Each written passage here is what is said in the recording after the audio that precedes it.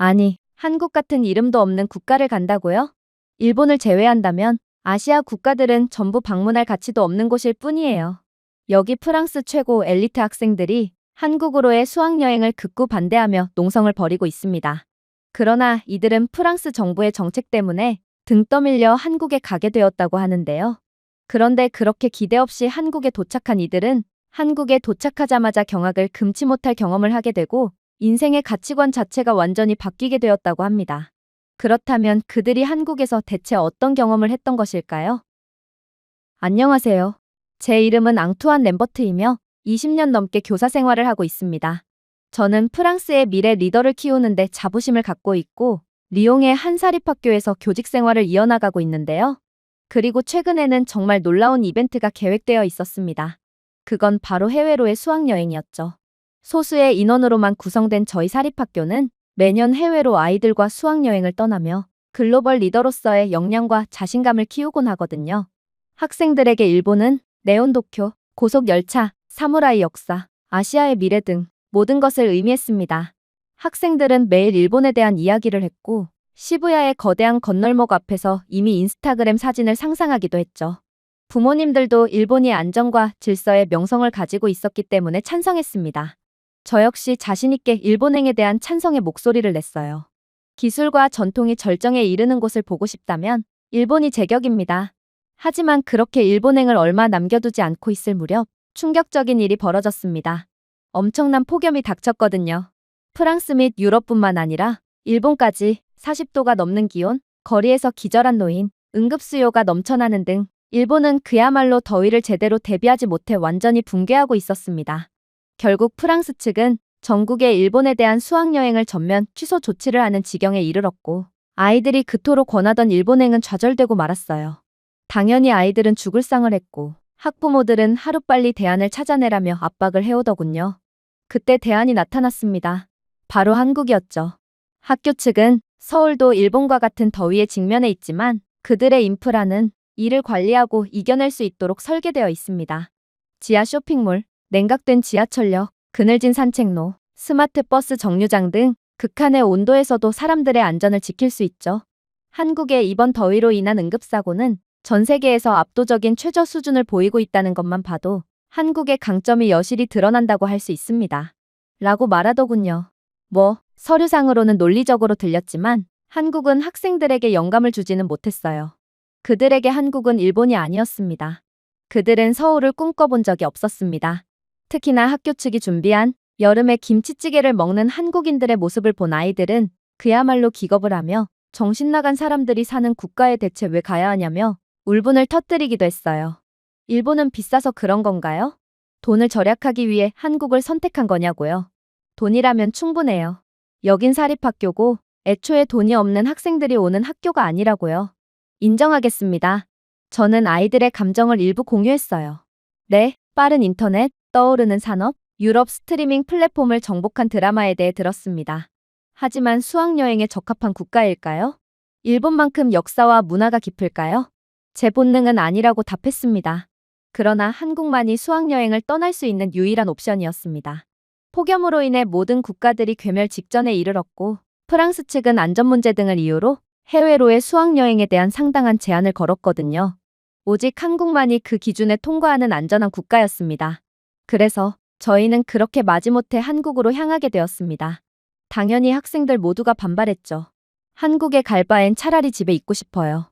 한국이 요즘 잘 나가는 국가인 건 알겠는데 그래도 저희는 일본에 가고 싶단 말이에요. 하지만 그럼에도 저희가 할 수 있는 것은 없었습니다. 프랑스 정부의 명령이었으니까요. 그렇게 비행기 탑승을 준비하면서 저희 모두는 큰 기대를 하지 않았습니다. 저희는 설렘이 아니라 체념을 품고 있었어요. 제 교사 역사상 가장 기대가 안 되는 수학여행이었고 그렇게 저는 비행기 안에서 눈을 감았습니다. 그러나 비행기 바퀴가 인천국제공항 활주로에 닿는 순간 저는 이미 뭔가 다르다는 것을 느낄 수 있었습니다. 저는 그동안 숱한 비행 경험이 있지만 이번 비행은 단연코 특별했거든요. 비행기가 조종사뿐만 아니라 지상에서 속삭이는 보이지 않는 정밀 시스템 네트워크에 의해 착륙 자체가 예상보다 훨씬 원활하게 이루어졌어요. 나중에 알고 보니 인천은 전 세계 최초로 인공위성을 이용한 내비게이션과 바람과 활주로 조건에 따라 실시간으로 착륙을 조정하는 인공지능 관리 컨트롤 타워를 사용하고 있었어요. 그러므로 착륙이 전 세계에서 가장 안정적이고 안전한 건 너무도 당연한 일이었죠.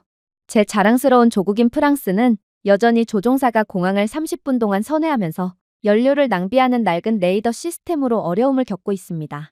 하지만 한국에서만큼은 고도로 발전된 기술력을 통해 착륙은 마치 레일 위에서 미끄러져 제자리로 들어가는 듯한 느낌이었어요. 효율적이고 조용했죠. 너무나도 완벽했습니다. 하지만 제 학생들은 긴 비행으로 인해 너무 졸려서 눈치채지 못하고 있었어요. 그들은 그저 장례식장으로 가는 것처럼 발을 질질 끌 뿐이었거든요. 선생님, 한 학생이 속삭였습니다. 여기는 도쿄가 아니에요. 그의 말투에는 비디오 게임 콘솔을 빼앗긴 실망한 10대의 슬픔이 담겨 있었습니다. 저는 거의 공감할 뻔했습니다. 저희는 모두 상황의 인질이었거든요. 하지만 저희는 본격적으로 인천공항에 들어가자마자 그대로 경악을 할 수밖에 없었습니다. 솔직히 저는 거의 냉소적인 연설을 준비했습니다. 얘들아, 여긴 한국이야. 일본이 아니지. 그러니 끝없는 대기열을 잠자코 기다리고 수화물 분실이 되더라도 너무 놀라지 마. 에어컨은 꿈도 꾸지 말고 말이야. 솔직히 말씀드릴게요. 이게 바로 프랑스 공항의 현실입니다. 많은 사람들이 프랑스라는 국가의 환상을 갖곤 하지만 저희는 거의 개발도상국 수준의 인프라만을 선보일 뿐이거든요. 그래서 프랑스 사람들이 가장 즐겨하는 건 바로 기준을 낮추는 것입니다. 그래야 평범함이 성공처럼 보이거든요. 그런데 한국의 공항은 그러한 프랑스의 한심한 모습과는 차원이 달랐어요. 인천공항 터미널에 들어서자 이건 공항이 아닌 것 같은 느낌마저 들었거든요. 공기가 너무 시원해서 지금의 온난화로 인한 전 세계적인 이상기후가 애초부터 없던 것 같은 기분이 들기도 했습니다. 유럽의 전력 인프라는 매우 구식의 형편이 없어서 이러한 공항 같은 국가 필수시설에 마저 에어컨을 전혀 가동하지 못하고 있지만 한국은 그런 유럽을 완전히 개발도상국으로 만들어버리는 전력 인프라 수준을 갖고 있는지 공항은 놀랄 만큼 시원했어요. 심지어 스크린은 프랑스어, 영어, 한국어, 심지어 이름조차 말할 수 없는 생소한 언어까지 지원해주며 저희를 완벽하게 안내해 주었는데요. 저는 이렇듯 기술적으로 완벽하게 준비된 한국의 모습에 당황감을 느낄 뿐이었습니다. 하지만 가장 소름 돋는 점은 따로 있었어요. 그건 바로 입국 절차였습니다. 프랑스 공항처럼 뱀처럼 긴 줄이 감겨있는 대신 세련된 키오스크가 줄지어 있는 것을 발견했습니다. 여권을 넣고 손가락에 지문 인식을 하면 몇 초 만에 기계가 방대한 데이터베이스를 통해 신원을 확인했거든요.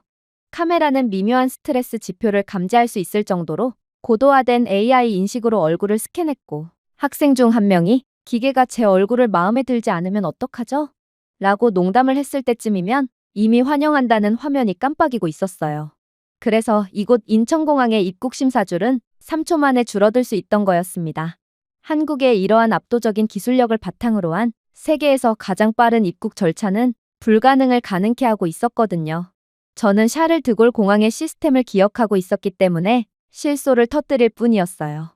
그곳에서는 입국 심사 직원들이 중세 서기관의 속도로 여권에 도장을 찍고 있는데 저는 한 번은 이곳에서 90분 동안 기다린 적도 있어요. 그의 입국 도장에 잉크가 떨어져 모두를 기다리게 했던 것이죠. 책임감 없는 프랑스 직원은 승객들이 집단적으로 줄을 서 있음에도 불구하고 새 잉크를 찾아온다는 핑계로 90분 동안 사라졌다가 담배 냄새를 잔뜩 풍기고 다시 돌아올 뿐이었죠. 그러한 제 조국에서의 기억에 비하면 한국의 시스템은 거의 기적적으로 느껴졌어요. 어떻게 그렇게 효율적일 수가 있을까요? 한국은 하품도 잉크도 필요 없는 인공지능 입국심사 직원을 만들었습니다. 그러나 이러한 감탄도 잠시 이내 충격적인 사건이 터지고 말았어요. 바로 일본을 너무 좋아한 나머지 한국에 도착하기도 전부터 한국을 억지로 비하하며 까내리던 오드리는 입국심사 자체를 거부하는 이해할 수 없는 행동을 해오기 시작했거든요. 선생님, 한국이 우리의 얼굴을 훔치고 있어요. 저는 생체인식 메커니즘을 설명하려고 했지만 과학보다 공황이 더 빨리 퍼졌습니다.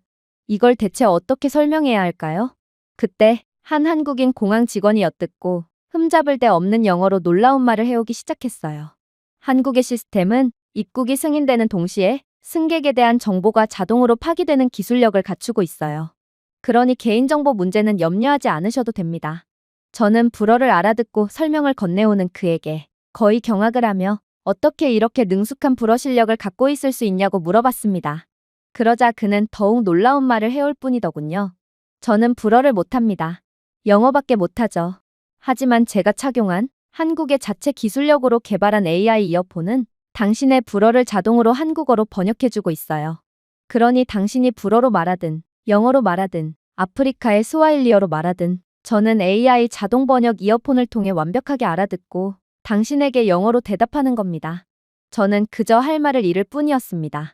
도대체 아무것도 없을 줄 알았던 한국은 얼마큼이나 프랑스보다 앞서 있는 상태란 말인가요? 하지만 충격은 계속되었습니다. 저희는 1분 만에 입국 심사를 통과했는데 1시간은 기다려야 할 거라고 생각했던 저희의 짐은 저희가 그렇게나 빨리 입국에 성공했음에도 불구하고 이미 저희보다 먼저 도착한 상태였거든요. 이건 말도 안 됐어요. 프랑스에서는 수화물 컨베이어가 대기의 무덤으로 최소 1시간 이상의 지연은 물론 분실도 너무나도 작거든요. 그러나 여기 한국에서만큼은 컨베이어 벨트가 수학적 정확성을 가지고 움직였습니다. 마치 시스템이 승객이 빠져나가는 순서를 정확히 알고 그에 맞춰 짐을 정리한 것 같았죠. 제 학생 중 한 명이 선생님, 한국이 여행 가방에 몰래 GPS를 넣어둔 것은 아닐까요? 라고 중얼거렸는데 저는 순간 그녀의 말이 맞을지도 모르겠다는 생각까지 했습니다. 그리고 나중에 알고 보니 한국의 화물칸의 각 컨테이너는 RFID 칩으로 추적되어 시스템이 최적의 순서로 하역할 수 있게끔 미리 시스템화 해둔 상태였다고 하더군요. 그 순간 웃음이 터질 뻔했어요. 프랑스에서는 분실이 너무 잦은 나머지 캐리어를 되찾기 위해 몇 시간을 꼬박 기다려도 되찾기만 하면 안도의 한숨을 내쉬는데 한국은 애초에 차원이 다른 기술적인 모습을 보여주고 있다니요.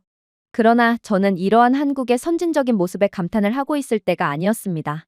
아이들을 통솔하는 것은 정말 쉽지 않았고 또다시 위기가 닥치고 말았거든요. 바로 피에르가 자신의 여행 가방이 사라졌다고 주장하며 울부짖었기 때문인데요. 그는 개발도상국 한국의 무능에 대한 비난을 중얼거리며 난리를 치기 시작했어요. 정말로 모든 학생들의 짐이 나왔는데 피에르의 짐만 나오지 않았기에 어쩌면 피에르의 여행 가방은 분실이 된 게 분명해 보였습니다. 그러나 한국인 공항 직원이 저희를 도와주러 다가왔고 이내 자초지종을 듣더니 곧바로 충격적인 상황이 펼쳐지기 시작했습니다. 그는 피에르의 정보를 확인 후 리더기를 몇 번 스캔하더니 놀라운 말을 해왔거든요. 당신의 짐은 지금 도착하고 있는 6번 벨트에 있습니다. 기다리세요. 몇 초 후 피에르의 여행 가방이 태그된 채 그대로 나타났습니다. 그랬습니다. 한국 공항에서 짐은 최적의 순서대로 나오고 있었는데 피에르는 급하게 화장실에 가느라 다른 아이들보다 매우 늦게 짐을 실었거든요. 그러니 다른 아이들보다 짐이 훨씬 늦게 나왔던 것입니다. 다른 학생들은 그런 피에르를 보고 얼간이라며 비웃음을 터뜨렸어요. 그리고 피에르는 세계에서 가장 선진적인 국가를 과소평가한 대가를 톡톡히 치를 뿐이었죠. 그렇게 저희는 공항 로비에 도착했습니다. 놀랍게도 무료 공항 와이파이가 감지되더군요. 저는 본능적으로 무료 와이파이를 사용하기 위해 손가락을 뻗었지만 보안 전문가가 꾸민 학생 줄리앙은 연결하지 마세요. 해커의 함정입니다. 라고 쇳소리를 내더군요. 일리가 있었습니다. 프랑스에서는 이러한 무료 와이파이 따위는 절대로 찾아볼 수 없거든요. 당연하죠. 데이터도 제대로 안 터지는 게 바로 프랑스인데 무료 와이파이를 구현해 둘 기술력이나 경제적 여건이 뒷받침될 리가 없었어요. 그러나 자신은 프랑스인이라고 밝힌 한 남성은 그저 저희를 한심하게 보면서 보안 프로토콜을 확인시켜 주더라고요. 이상감지 기능이 있는 WPA2 엔터프라이즈, 해킹을 하려야 할 수가 없는 보안 수준이었습니다. 심지어 그렇게 한국이 제공하는 최고 보안 수준의 무료 와이파이는 프랑스의 유선 네트워크보다 더 빨리, 더욱 고화질의 동영상을 스트리밍할 정도로 품질도 훌륭하더라고요. 어떻게 비행기로 가득 찬 활주로 아래에서 이런 성능의 와이파이를 그것도 무료로 제공할 수가 있는지 저는 제 조국의 한숨만 나오는 인프라가 떠올라 현타를 느낄 뿐이었습니다.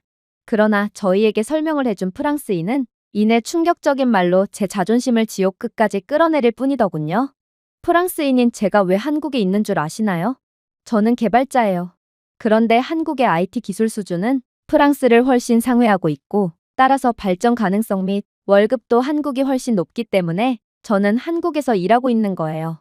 이젠 프랑스의 인력들이 한국으로 수출되고 있는 상황이라고요. 그런데 당신들은 아직도 한국을 무시하며 시대착오적인 발언을 일삼고 있다니 부끄러운 줄 아세요? 도대체 언제 이러한 판도가 바뀌어 버렸던 것일까요? 저는 모든 면에서 압도적으로 한국에 밀리고 있는 제 조국의 현실에 한숨만을 내쉴 뿐이었습니다.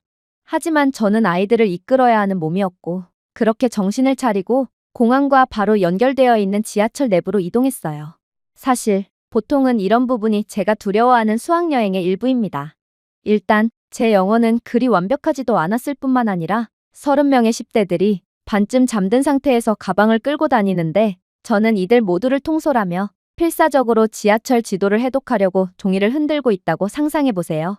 심지어 프랑스에서는 표지판이 희미해지고 때로는 파손된 상태이기도 합니다. 매표기는 동전을 삼킨 채 뱉어내지 않는 경우도 흔하죠. 도움을 요청하고 싶다고요?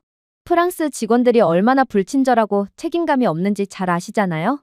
그들은 그저 어깨를 으쓱하며 막연하게 아무 복도만을 가리킬 뿐입니다. 하지만 여기 한국에서 저는 정말 예상치도 못한 경험을 할 뿐이었습니다. 제 학생들은 프랑스어로 인사하는 발권 기계 앞에 조용히 서 있더군요. 영어가 아닌 프랑스어였습니다. 유럽에서조차 불어 기능을 제공하는 키오스크는 거의 찾아볼 수 없어요. 심지어 한국의 무인 발권기는 화면 터치로 티켓 옵션, 관광 패스, 기차 위치를 보여주는 애니메이션 아이콘이 있는 실시간 지하철 지도까지 표시했습니다. 이뿐만이 아닙니다. 이 기계는 카드, 비접촉식 결제, 스마트폰 등 상상할 수 있는 모든 결제 수단을 받아들이기까지 했죠. 저는 매표기가 동전에 질식하고 카드를 거부하며 중세 저주일 수 있는 오류 코드를 제공하는 프랑스가 생각났습니다. 이를 보고 피에르는 선생님, 프랑스 자판기에서 탄산음료를 사는 것보다 이게 더 쉬운 것 같아요. 라고 속삭였습니다. 피에르의 말이 완전히 맞았어요. 하지만 지하철로 내려오면서 충격은 더욱 깊어질 뿐이었습니다. 승강장은 너무나도 시원했거든요. 저희 위에는 숨겨진 통풍구를 통해 차가운 공기가 방출되고 있었는데 이건 프랑스의 녹물만 뚝뚝 떨어지고 더운 바람이 나오는 승강장과는 차원이 다른 모습이었습니다. 심지어 투명한 안전문이 승객과 선로를 안전하게 분리하고 열차가 도착했을 때만 미끄러져 열리더군요. 이게 스크린 도어인가요? 한국은 이걸 대체 왜 설치한 거죠?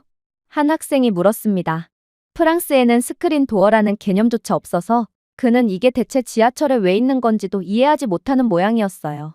저는 그저 어디서부터 설명해야 할지 몰라 당황하며 사고와 극단적 선택을 예방한다고 설명할 뿐이었습니다. 너무 간단하네요. 라고 학생은 답하더군요. 네, 너무 간단한데도 프랑스에서는 이런 기본적인 인프라조차 없기에 학생들은 거의 비문명인처럼 아무것도 모르고 있는 것입니다. 저는 동시에 흉측한 그라피티, 퀴퀴한 열기, 때로는 열리고 때로는 열리지 않는 문 등 프랑스의 지하철이 생각났습니다. 문이 안 열리면 어떻게 하냐고요? 당연히 열차는 그냥 종점까지 가버립니다. 승객들은 그야말로 버려지는 것이죠. 문이 안 열려서 열차에 못 타면 그나마 낫지. 이미 탑승해 있는 승객들은 꼼짝없이 종점까지 납치당하는 것이죠. 하지만 여기 한국에서는 바닥 타일 하나조차도 자존심이 걸린 것처럼 반짝였습니다. 그렇게 지하철은 속삭이듯 조용하게 들어왔습니다. 좌석은 쿠션이 있고 바닥은 흠집이 없었으며 디지털 화면이 여러 언어로 다음 역을 알리더군요. 여권 번호를 입력하거나 동의서에 서명하는 관료적인 의식 없이 무료 와이파이가 즉시 연결되었습니다. 피에르는 휴대폰을 들고 우리 집의 초고속 인터넷보다 빠르다 라고 외쳤습니다. 논쟁을 벌이고 싶었지만 그의 말이 맞았습니다. 한국의 지하철 와이파이는 지하에서조차 고화질 동영상을 스트리밍했지만 프랑스의 초고속 와이파이는 매우 불안정해서 이메일이 로드될 때까지 30초를 기다리기도 하거든요. 심지어 이러한 지하철에서는 와이파이는커녕 전화조차 제대로 안 터지곤 합니다. 고백하건대 프랑스의 자존심이 깨지기 시작했습니다. 수년 동안 저는 학생들에게 유럽이 문명의 모범이라고 말했고 아시아는 저희를 쫓아오고 있을 뿐이라고 말했어요. 하지만 이곳에서 저희는 미래의 수도에 발을 들여놓은 원시인처럼 느껴졌습니다. 계몽주의라는 유산을 가진 조국 프랑스는 매표기조차 제대로 관리할 수 없었고 한국은 지하에서 열, 안전, 연결성을 관리하고 있었습니다. 하지만 저는 아이들을 가르치는 선생님으로서 절대로 자존심을 그대로 포기할 수 없었습니다. 서울에 도착하면서 저는 이렇게 생각하며 스스로를 위로했어요. 좋아, 한국은 똑똑한 지하철이 있어. 하지만 문화? 역사? 물론 프랑스는 여전히 우위에 있어. 그걸로 된 거야. 하지만 그 순간 경악스러운 상황이 터지게 됩니다. 그렇게나 한국을 까내리던 오드리가 선생님, 보세요. 지하철 안에 USB 충전 포트가 있어요. 라고 외쳤거든요. 실제로 모든 좌석에는 충전 소켓이 있었습니다. 파리에서는 지하철에 에어컨을 설치할지 여부에 대해 수년간 논쟁을 벌이며 결국에는 예산 부족으로 설치하지 못할 때 한국인들은 이미 지하에서 전자기기에 전력을 공급하고 있습니다. 저는 씁쓸하게 웃었습니다. 프랑스의 구식 열차에서 이런 포트를 구비해 둔다면 전력이 부족해서 그대로 지하철이 멈춰버리고 말았을 거예요. 하지만 한국은 승객들의 전자기기 충전을 돕고 있는 동시에 시원한 에어컨 바람까지 제공하면서도 완전히 안정된 지하철 운행을 하고 있었습니다. 그야말로 모든 면에서 프랑스는 뒤져 있던 것이죠. 그렇게 저는 여러 생각을 하며 드디어 서울에 도착하게 됩니다. 지하에서 대낮으로 떠오른 저희는 서울의 거리가 현대 도시의 혼란과 어울릴 것이라고 기대했습니다. 분명 지금까지의 한국은 우수했지만 한국은 그들의 수도까지 속임수로 대체할 수는 없을 거예요. 저는 포트홀, 넘쳐나는 쓰레기통, 보행자를 볼링핀처럼 대하는 운전자들을 위해 대비했습니다. 하지만 서울의 거리는 제 냉소주의를 조롱할 뿐이더군요. 서울의 인도는 넓고 매끄럽고 기하학적 정밀도로 심어진 나무들로 자비롭게 그늘져 있었습니다. 금이 간 곳도 없고 껌찌꺼기도 없고 개들의 배설물도 없는 완벽한 인도를 따라 저희는 계속해서 걸어갈 뿐이었어요. 프랑스에서 인도는 미래의 역사가들이 고대 담백공초층을 연구할 고고학적 유적지처럼 거의 발 닿는 모든 곳에 담백공초와 소변 자국들이 펼쳐져 있지만 한국은 마치 땅 자체가 저희를 품어주고 환영해주는 것 같았어요. 특히나 한국 길거리 곳곳에 설치되어 있는 디지털 디스플레이는 지역 온도, 습도, 꽃가루 수치, 심지어 공기질까지 실시간 업데이트로 빛내고 있었기에 저는 결국 실소를 터뜨릴 수밖에 없었습니다. 리옹에서는 중세 농부들이 전염병에 대해 배운 것처럼 기침을 통해 공기질에 대해 인지하지만 한국은 모든 것이 최첨단이었거든요. 그렇게 저희는 계속해서 거리를 걸었습니다. 그때 충격적인 위기의 상황이 저희에게 닥쳐오게 되었어요. 길거리를 따라 은은하게 뿌려진 미스트에 피에르는 가스가 배출된다라고 외치며 공포를 표했거든요. 아마 어디선가 가스가 누출되고 있는 것처럼 보였습니다. 자칫 큰 사고로 이어질 수 있는 심각한 상황이었죠. 그러나 한국인들은 그의 행동에 웃음을 터뜨릴 뿐이더군요. 저는 이들의 이해할 수 없는 안전불감증의 황당함을 느끼고 있었는데 그중 한 한국인이 나서 서툴지만 분명한 영어 발음으로 충격적인 말을 해오기 시작했어요. 지금 날씨가 상당히 덥잖아요. 이건 서울의 열 완화 시스템의 일부인 살균 수증기예요. 이 미스트는 습도에 자동으로 맞춰 조정되고 사용자로 하여금 최적의 만족도를 느끼게끔 도와주죠. 저와 학생들 모두는 그저 그 자리에 굳어버릴 뿐이었습니다. 프랑스에서는 거리에 깔린 노상방뇨를 하는 노숙자들에 의해 소변 수증기가 튀기는 게 다지만 한국은 진정으로 선진적인 방법으로 더위를 극복하고 있었거든요. 이게 바로 이례적인 폭염으로 인해 전 세계가 초토화된 와중에도 한국만큼은 전 세계에서 폭염을 가장 성공적으로 극복한 국가라는 타이틀을 유지하고 있는 비결인 모양이었습니다. 그러나 오드리는 한국을 계속해서 인정하려 들지 않더군요. 그녀는 전봇대 근처에 있는 CCTV 돔을 발견하고 선생님, 우리 감시당하고 있나요? 라고 외치며 화제를 돌리기 시작했거든요. 저희 일행은 한국은 사생활을 침해하는 국가인가 싶어 순간적으로 한국을 의심했는데요. 저희에게 설명을 해줬던 한국인이 다시 나서더군요. CCTV 때문에 불편하신 건가요? CCTV를 보면서 잔뜩 인상을 찌푸리고 계시네요. 하지만 이 카메라는 꽤 중요한 역할을 수행하고 있어요. 교통 AI의 피드를 보내어 각종 실시간 정보 및 지도를 구축하는 데 사용되기도 하고 혼잡과 사고를 자동으로 감지하여 범죄를 사전에 방지해 주기도 하거든요. 물론 프라이버시는 보호됩니다. 저는 모든 것이 완벽하게 대비되어 있는 한국에 그저 실소를 터뜨릴 뿐이었습니다. 프랑스는 예산이 없다는 이유로 있는 CCTV마저 아예 방치하며 관리 자체를 안 하고 있지만 한국은 이미 AI 기술을 CCTV에 도입하여 도시를 더욱 극한으로 발전시키고 있었거든요. 그렇게 저희는 완전히 너덜거리는 마음을 부여잡고 계속해서 서울거리를 걸었습니다. 그러다 보니 넓은 도로가 나오더군요. 하지만 경적을 울리는 자동차들로 혼란스럽기는커녕 수학적 정밀도로 조율된 넓은 대로는 그저 조용하고도 깔끔한 모습만을 보여줄 뿐이었어요. 특히나 이곳의 신호등이 매우 놀라웠는데 한국의 신호등은 단순히 빨간색, 노란색, 초록색 상자가 아니었거든요. 디지털 패널로 전 구역에서 동기화되어 있었습니다. 저는 횡단보도에서 기다리다가 신호 위에 카운트다운 시계가 있는 것을 발견했는데 신호등이 바뀔 때까지 30초가 남았더라고요. 초록불뿐만 아니라 빨간불까지 전부 카운트다운 해주고 있었습니다. 이건 간단하지만 천재적이었어요. 프랑스에서는 빛이 바뀌기까지 2분이 남았는지 2초가 남았는지 확신이 서지 않는 도박꾼처럼 도로 가장자리에 서 있어야 하거든요. 그러니 프랑스에서 무단횡단은 매우 일상적이죠. 그러나 한국에서는 길을 건너는 것조차 과학처럼 느껴졌고 이러한 놀라운 인프라 덕분에 아무도 무단횡단을 하지 않고 있었습니다. 그러나 진짜 경이로움은 바로 AI가 제어하는 교차로였어요. 저는 나중에 서울의 교통관리 시스템이 실시간으로 교통 흐름을 조절하는 AI 플랫폼과 연동된 수천 개의 센서와 카메라를 사용한다는 사실을 알게 되었습니다. 한 도로가 혼잡해지면 알고리즘이 청신호 시간을 재설정하여 정체를 해소하고 있었어요.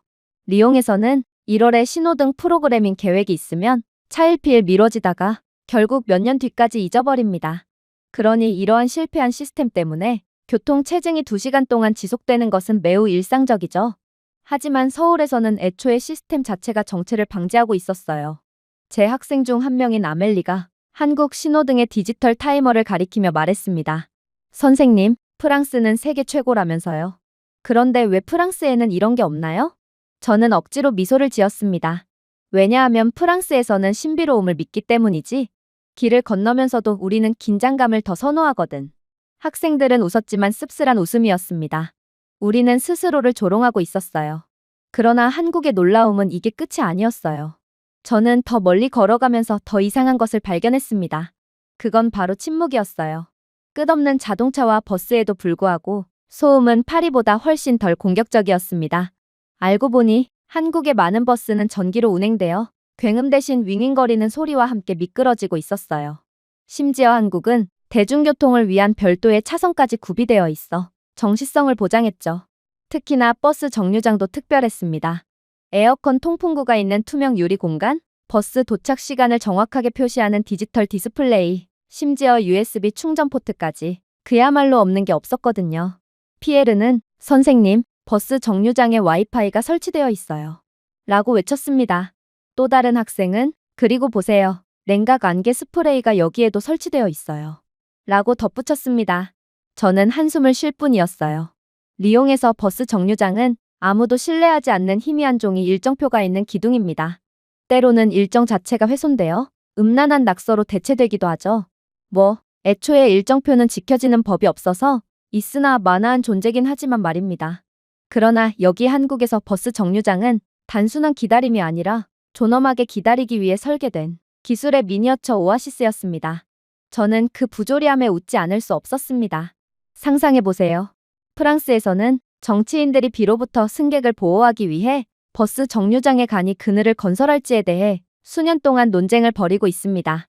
결국에는 건설되지 않죠. 하지만 서울에서는 버스 정류장 자체가 저희 부처보다 훨씬 더 똑똑했어요. 그러나 더 놀라웠던 건 따로 있었어요. 한국의 거리가 청결하다는 것은 진작에 알았지만 너무 비정상적으로 청결했거든요. 아이들도 이상함을 감지했는지 더러운 곳이 대체 어디에 있는 거지? 라며 혹여라도 로봇이 밤의 거리를 청소한 건 아니냐며 농담까지 건넸어요. 그리고 정말로 저 멀리에서는 로봇이 길거리를 청소하고 있더군요. 그랬습니다. 한국은 현재 시범용으로 로봇 청소 인프라를 구축해둔 상태였고 그래서 웬만한 곳들은 전부 로봇이 사람을 대체하여 청소하고 있던 거였어요. 어떻게 이런 나라가 다 있을 수가 있는지 저는 그저 완전히 넋이 나갈 뿐이었습니다. 그런데 그 순간 작은 위기가 닥쳤습니다. 줄리앙은 자신의 카드가 사라졌다며 울부짖었거든요. 알고 보니 그는 편의점에서 간식을 사다가 카드를 그대로 단말기에 꽂아둔 채 그대로 온 것입니다. 심지어 그곳은 무인 편의점이었어요. 직원이 카드를 지켜줄 수도 없다는 것입니다. 그리고 줄리앙이 그것을 깨달았을 때는 거의 20분이나 지난 상태였어요. 패닉이 퍼졌습니다. 프랑스에서는 카드를 분실하면 상당한 경제적 손실을 야기하는 도용 피해를 당하고도 제대로 보상을 받을 수도 없어요. 여기에 몇 시간의 서류 작업, 교체 비용, 심지어 개인 책임에 대한 강의까지 받을 수 있죠. 줄리앙의 얼굴은 창백해졌습니다. 선생님, 절대로 돌려받지 못할 거예요. 어쩌죠? 저는 줄리앙에게 희망 섞인 말을 건네줄 수도 없었습니다. 프랑스 전역에는 카드 복제를 위한 도용 카드 단말기까지 즐비한 상황인데 어떻게 카드를 돌려받을 기대를 할 수가 있겠어요? 하지만 저희는 지푸라기라도 잡는 심정으로 발걸음을 되돌렸습니다. 그리고 편의점에 도착한 순간 저는 그대로 경악을 하고 말았어요. 카드는 가게 카운터에 놓여 있었고 한국인 손님들 여러 명은 여전히 해당 무인 편의점을 이용하고 있었지만 아무도 줄리앙의 카드에는 손도 대지 않았거든요. 제 학생들은 마치 기적을 목격한 것처럼 쳐다보았습니다. 무인 편의점이 양심적으로 운영되는 것도 기적인데 남의 카드를 보고도 절대로 훔쳐가지 않는 사람이 있다니 이건 프랑스에서 배웠던 모든 교육과 기본 상식들을 전부 부정하는 장면이었거든요. 만약 이 일이 프랑스에서 일어났다면 줄리앙이 속삭였습니다. 카드는 이미 이베이에 있을 거예요. 혹은 수백만 원이 부당하게 청구되며 저희 부모님은 그대로 월급을 헌납해야 했겠죠. 저는 긴장하며 웃었습니다. 그의 말이 틀리지 않았습니다. 그리고 저는 길을 건너는 단순한 문제에서도 한국이 우리를 모욕한다는 것을 알게 되었어요. 우리의 자부심은 잘못된 것이었습니다. 한국의 천재성은 하나의 거대한 기념비를 세우는 데 있는 것이 아니라 삶의 모든 세부사항을 지성과 존중으로 설계하는 데 있었죠. 그렇게 저희는 다시금 이동했습니다. 그리고 이내 깜짝 놀랄 장면을 목격하게 되었죠. 바로 웬 한 무리의 외국인 관광객들이 쇼핑이라도 했는지 지하철역처럼 보이는 지하 공간에서 쇼핑백 한 무더기를 갖고 올라오고 있었거든요. 학생들은 이게 대체 무슨 상황이냐며 아우성을 쳤고 결국 저희는 이곳 지하철역을 한번 들어가 보기로 했습니다. 그리고 서울의 지하 네트워크에 들어서면서 저희는 완전히 다른 세상으로 발을 내디뎠다는 것을 인지하게 되죠. 첫 번째 느낌은 안도감이었습니다. 일반 에어컨의 인위적인 냉기뿐만 아니라 세심하게 관리된 기후까지 공기 자체가 시원하더군요. 그리고 저는 나중에서야 그 이유를 알게 되었습니다. 서울 지하철은 지하수를 재활용하고 냉각된 공기를 플랫폼을 따라 환기구를 통해 밀어내는 지열 냉각 시스템을 갖추고 있었습니다. 단순한 강제 냉방이 아니라 에너지를 낭비하지 않고 재활용하는 것이죠.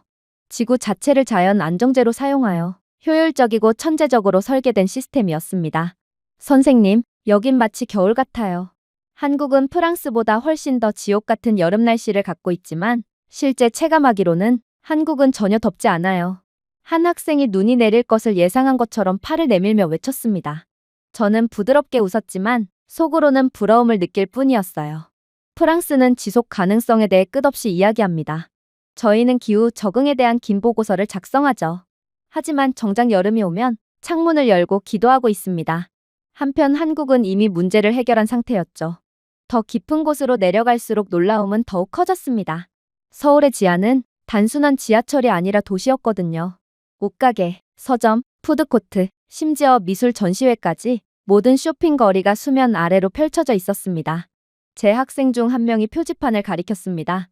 지하 쇼핑센터. 선생님, 여기 지하철인가요? 아니면 쇼핑몰인가요? 그녀가 물었습니다. 저는 건조하게 대답할 뿐이었어요.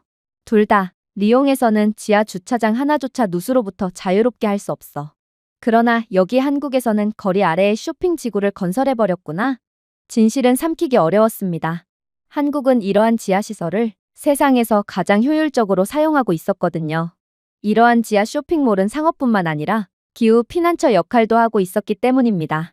밖에 더위가 견디기 어렵거나 겨울이 잔인해질 때 한국의 시민들은 기후 시스템의 보호를 받고 지하철과 연결되어 끝없는 편의시설로 즐거움을 누리며 지하에서 시간을 보낼 수 있었습니다. 이것은 단순한 영리한 건축이 아니라 도시의 회복력이었어요. 그리고 저는 프랑스와 비교하지 않을 수 없었습니다. 파리에서는 폭염이 닥치면 정부가 시민들에게 물을 마시고 창문을 열라고 말합니다. 그러면서도 도시 미관을 해치니 에어컨은 설치하지 말라는 책임감 없고 쓸모없는 말만을 반복할 뿐이죠. 하지만 한국은 도시 자체가 방패가 되고 있었어요. 물론 한국은 지하임에도 완벽한 공기를 자랑하고 있기도 했죠. 이곳 디지털 화면에는 공기질 수준이 표시되었습니다. PM2.5, CO2, 환기 상태. 학생들이 눈을 깜빡였습니다. 선생님, 지하철역 자체가 숨을 쉬는 것 같아요. 저는 한숨을 쉴 뿐이었어요. 도대체 한국은 얼마나 앞서 있다는 말인가요? 하지만 그때 충격적인 위기 상황에 닥쳐왔습니다. 디지털 화면 중 하나가 잠시 빨간색으로 깜빡이며 경보를 외치기 시작했거든요. 피에르는 가스 누출이라고 비명을 질렀습니다. 학생들은 극적으로 입을 가렸어요. 지하 시설에서의 가스 누출이라니. 저희는 극한의 위기 상황을 느끼며 일이 심상치 않게 돌아가고 있음을 느꼈습니다. 그러나 이번에도 한국인들은 너무나도 태연하고 침착하더군요. 그리고 한 한국인 직원이 재빨리 다가와 저희에게 놀랄만한 이야기를 해오기 시작했어요. 진정하세요. 이건 훈련 상황이에요. 저희는 한국어와 영어로 진작에 공지 방송을 했는데 못 들으셨나 보군요. 저희는 지금 시스템에 오염이 발생하면 공기를 얼마나 빨리 교체할 수 있는지 보여주는 훈련을 실시하고 있었어요. 실시간 폐는 3분도 채 되지 않아 공간을 청소할 수 있었고 훈련은 성공적으로 끝났습니다. 제 학생들은 당황한 표정으로 쳐다보았습니다. 프랑스에서는 지하에 가스가 누출되면 첫 번째 대응은 거부, 파업, 3년 후 조사가 진행될 게 분명해요. 그러나 한국은 이미 모든 것을 대비하고 있는 완벽한 국가였죠. 물론 이곳 지하상가는 그 어떠한 시설보다도 깔끔하게 유지되기도 했습니다. 저희는 이내 녹이나 하수 냄새가 아니라 지글지글 끓는 고기와 신선한 빵 냄새가 나는 지하 푸드코트에 도착했거든요. 로봇이 쟁반을 들고 미끄러지듯 지나갔습니다. 이러한 미래의 모습에 제 학생들은 아이들처럼 박수를 쳤어요. 선생님, 한국에서는 로봇도 직업이 있어요. 그들은 농담을 던졌습니다. 저는 이번에도 씁쓸하게 웃을 뿐이었어요. 프랑스에서는 1시간 안에 로봇이 낙서로 뒤덮인 채 파손되어 재떨이로 사용될 수도 있었습니다. 혹은 그대로 도난당해 버렸겠죠. 저는 그저 부끄러움을 느낀 채 멍하니 앉아 있었어요. 끊임없는 지정학적 압박을 받는 작은 나라가 어떻게 평화와 자원의 상황에 발을 들여놓으면서도 이렇게나 세련된 시스템을 구축할 수 있었을까요? 저는 쓴웃음을 지으며 프랑스인은 철학 토론에 너무 바쁠 때 한국인들은 조용히 미래를 건설했다고 생각했어요. 프랑스인들은 꿈만 꾸고 있을 때 한국인들은 정말로 행동을 함으로써 자신들의 미래와 운명을 바꿔버렸던 것입니다. 그렇게 저희는 다시 지상으로 올라가기로 했습니다. 벽을 따라 대피로가 LED 화살표로 빛나고 있더군요. 비상용 소화기는 스마트하게 연결되어 있어 하나를 제거하면 시스템이 자동으로 긴급 상황을 감지하고 보안을 강화할 수 있었습니다. 프랑스에서는 소화기가 장식용으로 사용되고 있는데 이는 소화기 도난이 너무 작기 때문입니다. 그러나 한국은 아무도 물건을 훔쳐가지 않고 있었죠. 물론 물 얼룩으로 축축하고 그래피티로 뒤덮인 프랑스의 지하터널도 떠올랐어요. 때때로 승객을 돌아볼 수 있을 만큼 대담한 거대한 쥐들이 서식하기도 하죠. 그러나 여기서 저를 응시하는 것은 깨끗한 유리에 비친 제 모습뿐이었습니다. 마침내 다시 올라왔을 때 태양은 여전히 잔인했습니다. 하지만 제 학생들은 웃고 있었어요. 그들은 더 이상 일본을 그리워하며 불평하지 않았습니다. 그들은 한국이 저희가 상상했던 별볼일 없는 국가가 아니라는 것을 깨닫기 시작했어요. 한국은 여러모로 일본의 완벽한 업그레이드 버전이었죠. 한국은 저희에게 지하의 영혼을 보여주었습니다. 유럽은 표면 아래에 문제를 숨기고 한국은 해결책을 숨기고 있습니다. 그들은 필요를 예술로, 효율성을 문화로 바꾸어 놓았죠. 저는 잠시 멈췄다가 아이러니하게 덧붙였습니다. 데카르트가 여기 한국에서 살았다면 나는 생각한다. 그러므로 나는 존재한다가 아니라 나는 적응한다. 그러므로 나는 번영한다라고 썼을 것입니다. 그러나 저는 이건 아직 시작에 불과하다는 것을 전혀 모르고 있었어요. 그리고 한국은 한때 유럽의 우월성에 자부심을 가졌던 저를 그저 한국 교실에 조용히 앉아있는 학생으로 만들 거라는 사실을 아예 모르고 있었죠. 다음 날 한국의 바깥 더위는 더욱 심해졌습니다. 프랑스에서는 정부 부처를 공황 상태에 빠뜨릴 정도로 체감온도가 40도를 넘어섰습니다. 리옹에서는 전력망이 완전히 붕괴되었고 병원은 열사병에 걸린 노인들로 넘쳐났지만 병원 인프라 자체도 붕괴된 상황이기에 그야말로 아비규환의 상황이 벌어지고 있다고 했어요. 더우면 물을 마시고 창문을 열라는 해결책을 제시하는 무능한 정부는 결국 이러한 비극적인 결말을 막을 수 없던 것입니다. 그러나 여기 한국에서는 완전히 다른 일이 벌어지고 있었습니다. 결국 열은 열이고 물리학은 어디에서나 똑같기에 한국도 프랑스와 같은 아비규환이 벌어져야 했지만 저는 한국의 도시의 중심부에 들어서자마자 한국은 다른 규칙에 따라 움직인다는 것을 깨닫고 말았어요. 고층 빌딩 자체가 태양을 바라보며 웃는 것 같았습니다. 반짝이는 유리탑이 저희 위에 떠올랐지만 그건 그저 예쁜 빌딩만은 아니었습니다. 그것들은 숨쉬고 적응하는 기계이자 살아있는 시스템이었죠. 저희가 방문한 한 건물, 시청 별관은 마치 녹색으로 덮인 유리 물결처럼 보였습니다. 식물들이 정면을 가로질러 올라가 표면을 가리고 있더군요. 근처의 공기는 거의 정원처럼 더 시원했습니다.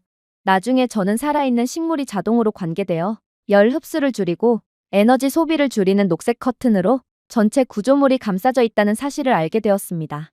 심지어 이곳 건물 창문은 센서가 햇빛을 추적하여 자동으로 음영을 조절하고 있기에 자동으로 최적으로 온도를 유지하고 있다는 것도 인지하게 되었죠. 선생님, 프랑스의 시청은 그냥 돌이잖아요. 그런데 한국은 건물마저도 다르네요. 한 학생이 속삭였습니다. 그녀의 말이 맞았어요. 리옹에서 시청은 역사의 기념비이지만 폭염이 오면 돌 오븐에 불과합니다. 하지만 한국의 시청은 기후에 대한 무기이자 방패였어요. 더 나아가자 저는 한국의 가로등, 건물벽, 심지어 쓰레기통까지 곳곳에 센서가 장착되어 있는 것을 발견했습니다. 센서는 온도, 습도, 바람, 공기질을 측정했어요. 그리고 이렇게 수집된 데이터는 건물 냉각 시스템, 교통 패턴, 심지어 보행자 신호까지 조정하여 에너지 사용을 최적화하는 통합 플랫폼으로 흘러들어가고 있다고 했죠.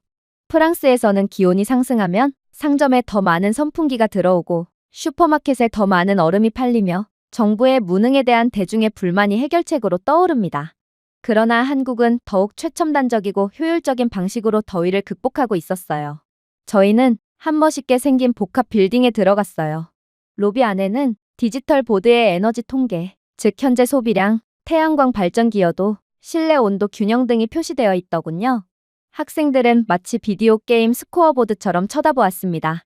선생님, 이 빌딩은 에너지를 얼마나 절약하는지 보여주고 있어요. 프랑스는 자신들을 친환경 에너지 국가라고 소개하지만 오히려 한국이 친환경 국가인 것 같은데요. 라고 한 학생이 외쳤습니다. 고개를 끄덕일 수밖에 없었습니다. 프랑스에서는 건물이 맹목적으로 소비되고 변명으로 숫자를 덮어버리고 있을 뿐이죠. 하지만 한국은 투명하게 자신들의 역량을 전 국민, 전 세계에 공개하고 있었습니다. 그러나 더욱 충격적이었던 점은 따로 있었어요. 저희가 엘리베이터로 향하자 엘리베이터는 사람을 자동으로 감지하고 1층으로 저절로 엘리베이터를 내려보내 주었거든요.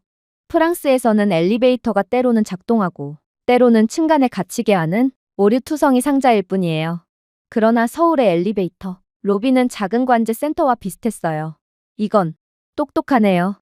한국을 그렇게나 비하하던 오드리마저 감탄했습니다. 저는 쓴웃음을 지었죠.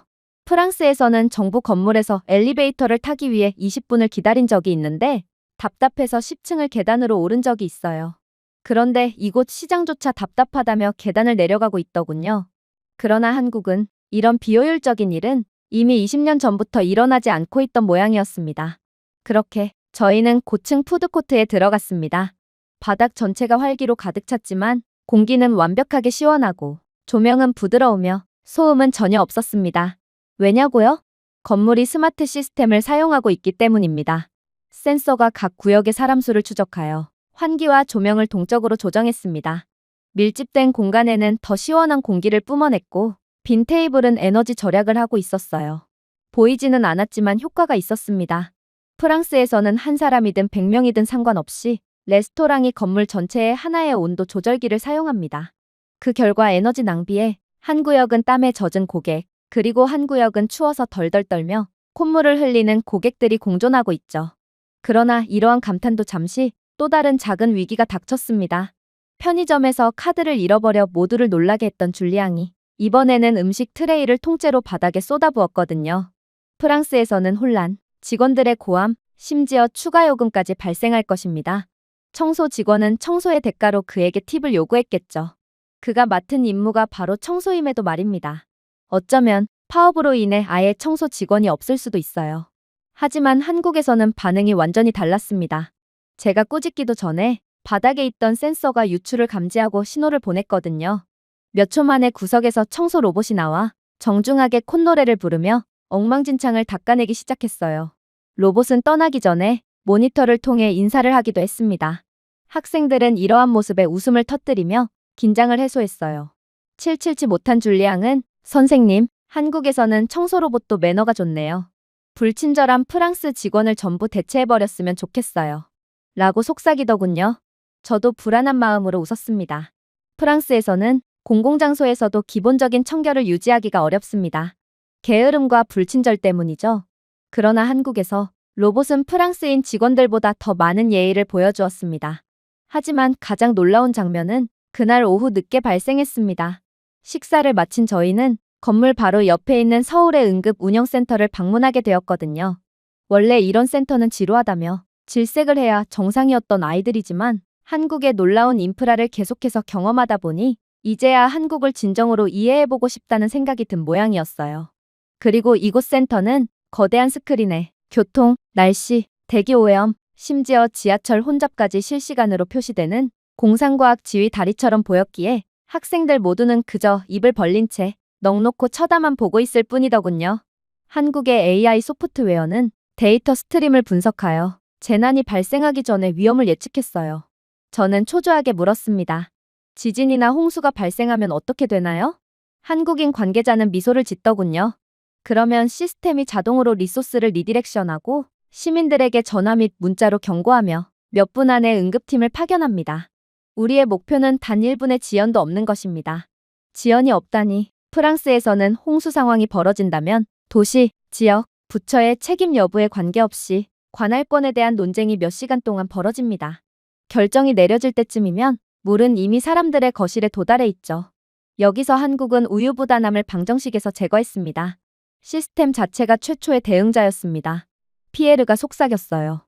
선생님, 우리 정부가 이런 일을 할 수 있을 것 같나요? 저는 솔직하게 대답했습니다.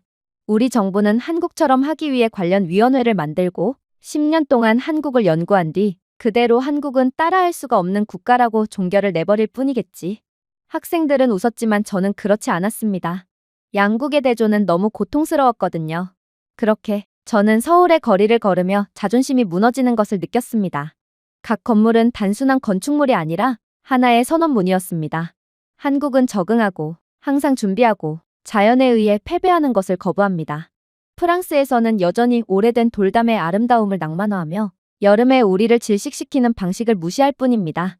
한국인들은 수세기에 걸친 대성당 없이 살아있는 기술의 대성당이라는 또 다른 무언가를 건설한 상태였어요. 저는 센터를 빠져나오며 더 이상 놀라지 않을 만큼 한국의 경이로움을 충분히 보았다고 생각했습니다. 실험실 같은 공항, 하나의 생명체 같은 지하철, 기후와 함께 숨쉬는 고층 건물. 저는 스스로에게 이렇게 말했습니다. 좋아, 그들의 기계는 분명히 영리해. 한국인 엔지니어들은 천재야. 어쩌면 한국은 이 분야에서만큼은 세계 최고일 수도 있겠지. 하지만 분명히 사람들은 어디에서나 똑같아. 인간은 이기적이고 조급하며 부주의하지. 그건 보편적인 일이야. 그리고 다시 한번 제가 틀렸습니다. 저는 학생들에게 백화점 쇼핑가를 둘러볼 수 있는 자유시간을 주었습니다. 보통 이것은 인솔교사로서 절대로 해선 안 될 행동입니다. 프랑스에서는 십수명의 청소년이 감독 없이 방황하게 하면 지갑이 없어지거나 고가의 장신구를 소매치기 당하거나 하는 범죄에 연루되게 됩니다. 하지만 저는 뭔가 한국에서는 그런 일 따위는 절대로 없을 거라는 이유 없는 확신에 가득 찬 상태였어요. 그리고 곧 펼쳐진 결과는 저를 모욕하기 위해 고안된 사회적 실험처럼 느껴졌어요. 먼저 지갑부터가 그랬습니다.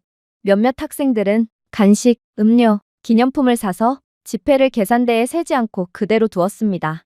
프랑스에서 이런 짓을 했다간 곧바로 동전 사기를 당하고 말 거예요. 그러나 한국인 가게 주인은 단 한 번도 동전을 덜 거슬러주는 사기를 치려고 한 적이 없습니다. 모든 동전은 깔끔하고 정확하게 반환되었고 종종 친절한 인사와 함께 반납되었습니다.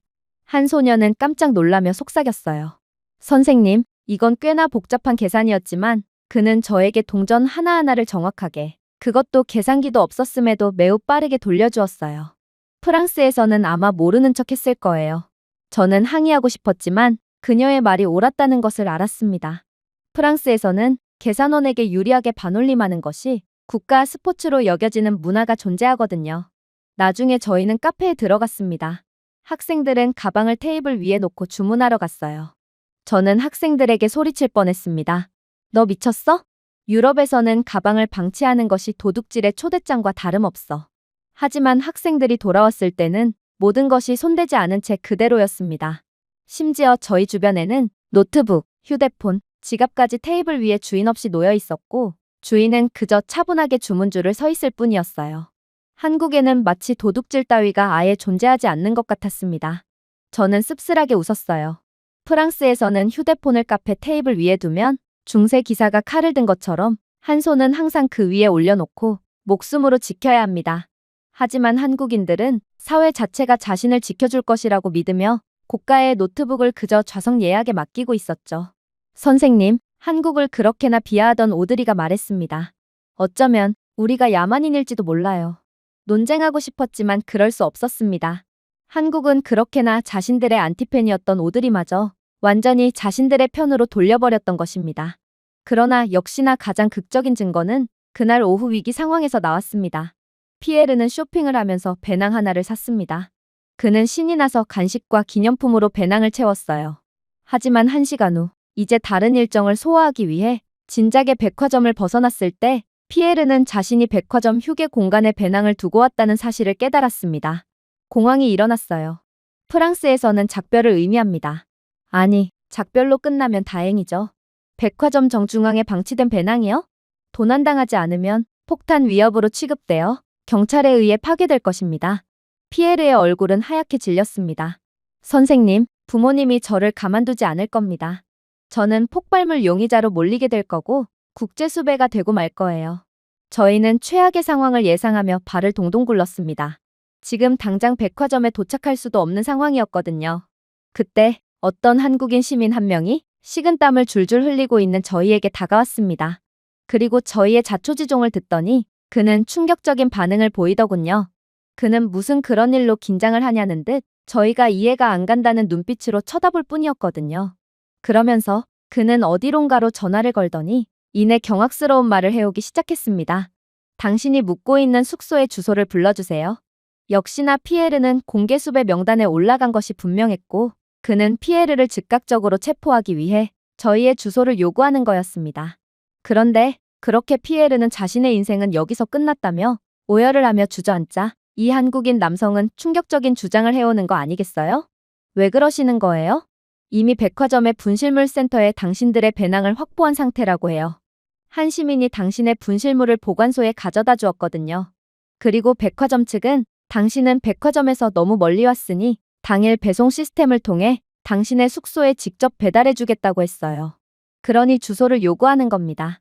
모두가 숨을 헐떡였습니다. 목이 조이는 것을 느꼈어요. 이것은 단순한 정직함이 아니었습니다. 이것은 일상생활에 깊이 얽혀 낯선 사람들이 서로의 소지품을 보호할 정도로 공동의 책임이었습니다. 심지어 당일 배송이라니 이건 택배 배송에 최소 한 달이 소요되는 프랑스와는 차원이 다른 배송 인프라였어요. 그렇게 사건은 일단락되었고 학생들은 서로 토론을 벌이기 시작했습니다. 왜 한국에서만 이런 일이 일어나는 거지? 한 학생이 물었습니다. 법 때문인 건가? 도둑질을 하면 채찍으로 때리거나 감옥에 가는 거 아냐? 아니, 다른 학생이 대답했습니다. 한국에서는 사람들이 서로를 신뢰하기 때문이야. 그리고 그 신뢰를 깨는 것은 부끄러운 일로 여겨지는 걸 거야. 프랑스와는 달리 한국인들은 부끄러움이라는 것을 아는 수준 높은 사람들인 것이지. 그들의 말이 맞았습니다. 제가 기술적 기적이라고 생각했던 것은 사실 인간의 기적이었습니다. 작은 상호작용에도 불구하고 이러한 사실이 드러났어요. 한국에서 도로를 건너면 법적으로 요구되지 않는 경우에도 차량은 보행자로부터 몇 미터 떨어진 곳에서 멈췄습니다. 택배기사들은 도난에 대한 두려움 없이 택배를 문 앞에 두고 왔어요. 편의점에서는 고객들이 완벽한 순서로 줄을 섰고 아예 편의점 안에는 직원조차 없었죠. 제 학생들은 선생님, 아무래도 이게 진짜 인프라인 것 같아요. 라고 속삭였습니다. 그리고 실제로 저는 한국에 보이지 않는 행동규범이 모든 가시적인 기술이 자리 잡은 토대라는 것을 분명히 보기 시작했습니다. 스마트 지하철, 로봇 청소기, 응급 시스템 등 어떤 것도 규율과 정직의 문화 없이는 작동하지 않을 것입니다. 기계만으로는 조화를 이룰 수 없어요. 사람들은 먼저 규칙을 존중하는 데 동의해야 합니다. 저는 비교를 멈출 수 없었습니다. 프랑스에서는 자유와 개성의 자부심을 느낍니다. 규칙은 의문을 갖도록 만들어졌습니다. 라고 말하죠. 그래서 새치기가 끊이질 않고 신호등이 무시되며 대중의 신뢰가 약화됩니다. 저희는 반란을 낭만화하지만 종종 그것은 단지 위장된 이기심에 불과합니다. 한편 한국인들은 복종이 아니라 상호 존중이라는 또 다른 철학을 선택했어요. 그 결과 시계처럼 작동하는 문명이 탄생했던 것이죠. 그러나 이러한 감탄도 잠시 도저히 예측이라는 것을 할 수가 없는 아이들은 또다시 사건을 일으키고 말았습니다. 이번에는 한국의 경찰관이 저희에게 접근했거든요. 저는 혹여라도 아이들이 남의 물건이라도 훔친 건가 싶어 순간적으로 공포에 질리고 말았는데요. 그런데 이 경찰관들은 영어를 구사하며 놀라운 말을 해오기 시작하더라고요. 혹시 당신의 학생들 중에 스마트폰을 벤치에 그냥 두고 간 학생이 있는지 확인해 주세요. 아니, 도대체 그들이 왜 갑자기 뜬금없이 제게 이런 말을 한다는 말인가요? 그들은 마치 미래를 내다보는 것 같은 이상한 말을 해왔고, 저는 그들이 대체 무슨 뜻으로 그런 소리를 하는 건지 의문을 가지며 일단 아이들에게 소지품을 체크해보라고 요구했습니다. 그때 충격적인 일이 벌어지기 시작했어요. 오드리는 외마디 비명소리를 지르며 자신의 스마트폰이 사라졌다고 말해왔거든요. 그런데 더욱 경악스러웠던 건 이 한국인 경찰관들은 그럴 줄 알았다는 표정을 짓더니 오드리의 스마트폰을 건네왔다는 건데요. 저는 이러한 마법 같은 상황에 완전히 넋이 나가버렸고, 그렇게 이게 대체 어떻게 된 일이냐고 따져묻게 되었습니다. 그러자 이 경찰관들은 도저히 믿지 못할 말을 해오기 시작하더군요. 저기 CCTV 보이시죠? 이건 AI 기반 모션인식 CCTV예요. 저 CCTV는 사람들의 행동 및 표정을 기반으로 위기 상황을 자동으로 포착하고 당국에 연락을 해주죠. 그런데 저 CCTV는 전자기기를 충전할 수 있는 벤치에서 스마트폰을 충전하다가 그대로 떠나버린 당신의 학생을 감지한 것입니다. 이런 일은 꽤 자주 벌어져요. 한국인들도 종종 이 벤치에서 스마트폰을 충전하다가 그대로 놓고 가버리곤 하거든요. 그래서 CCTV는 빅데이터를 사용하여 이러한 위기 상황을 자동으로 인식한 거죠. 다음부터는 주의해주세요. 아이러니하게도 오드리가 그렇게나 인권 침해라고 비하하던 CCTV가 자동 인식으로 그녀의 스마트폰을 찾아준 것입니다.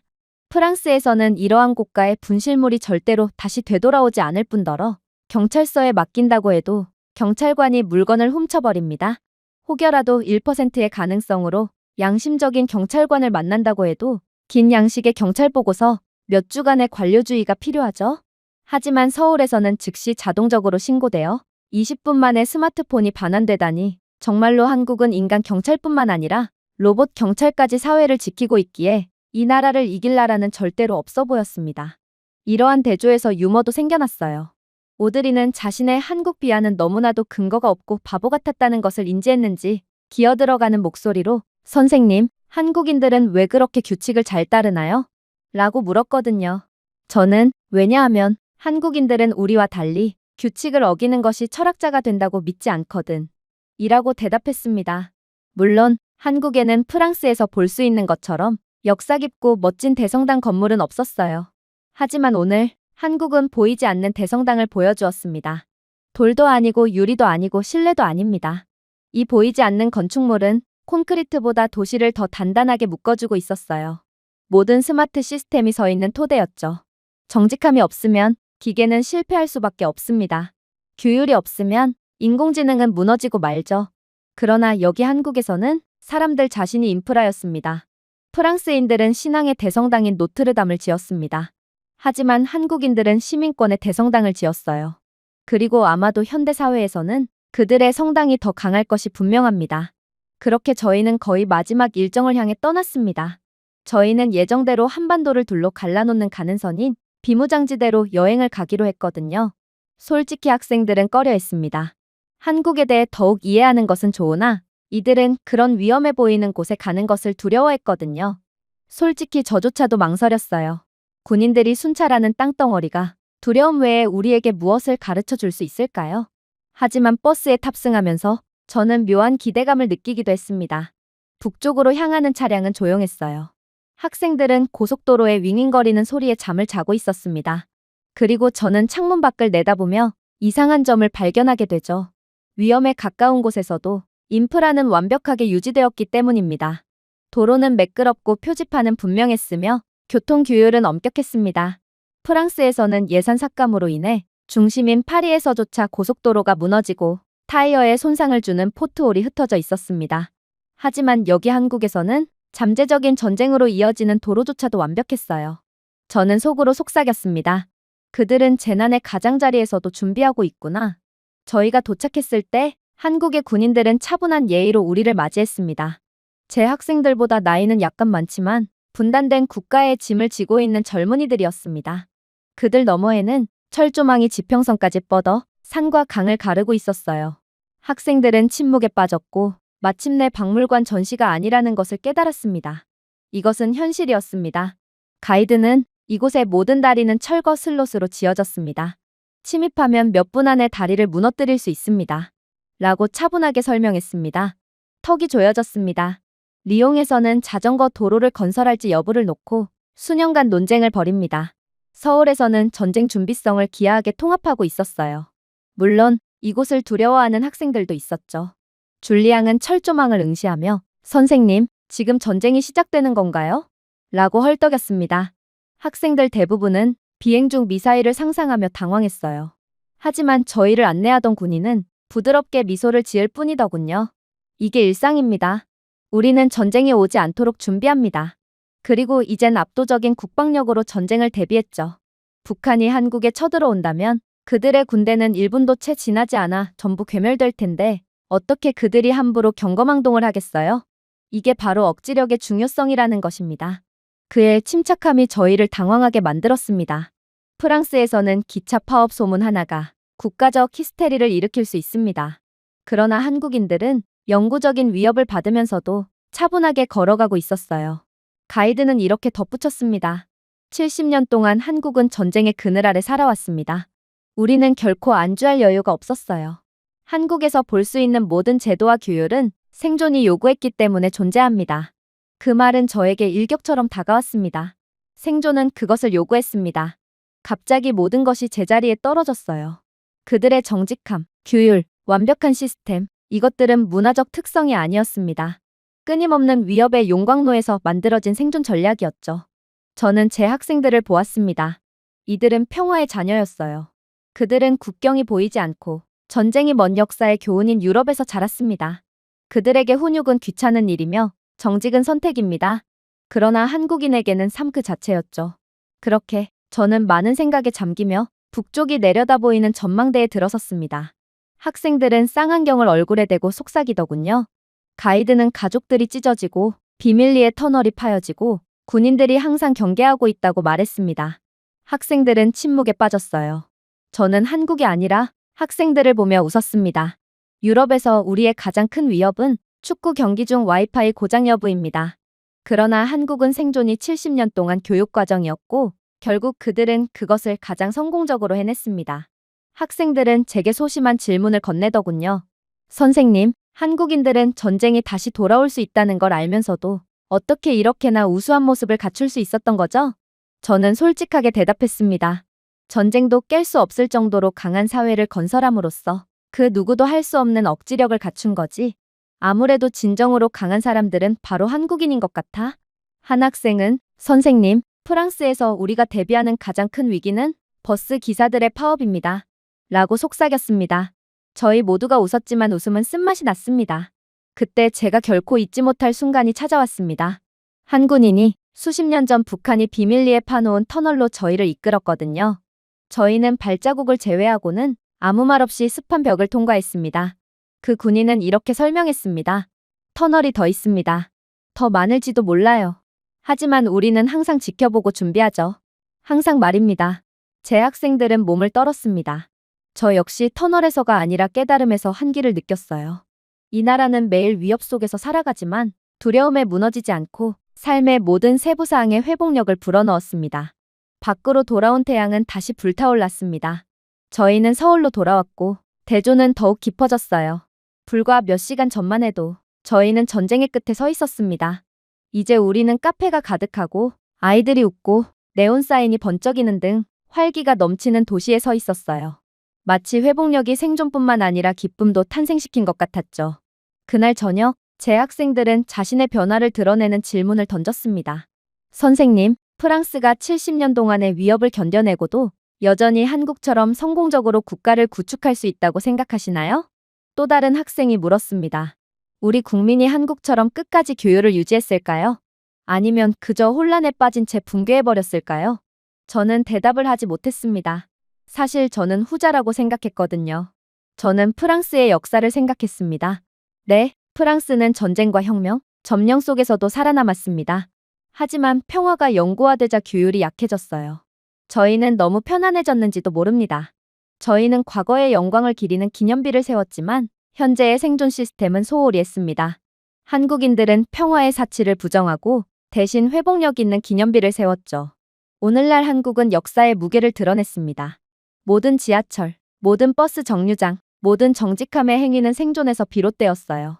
그들은 게으름의 사치도 안일함의 특권도 가지고 있지 않습니다. 그래서 아마도 그들이 저희를 빠르게 능가해버렸던 이유일 것입니다. 그날 밤 별처럼 반짝이는 서울의 스카이라인을 내려다보며 저는 학생들이 더 이상 이 여행을 조롱하지 않는다는 것을 깨달았습니다. 저도 마찬가지로 겸손해졌죠. 저희는 마지못해 한국을 2순위로 취급하며 한국에 왔습니다. 하지만 날이 갈수록 뒤처진 나라는 프랑스이고 조용히 앞서 나간 나라는 한국임을 확실히 깨달았어요. 그리고 학생들이 다시금 선생님, 프랑스가 이렇게 될 수 있을까요?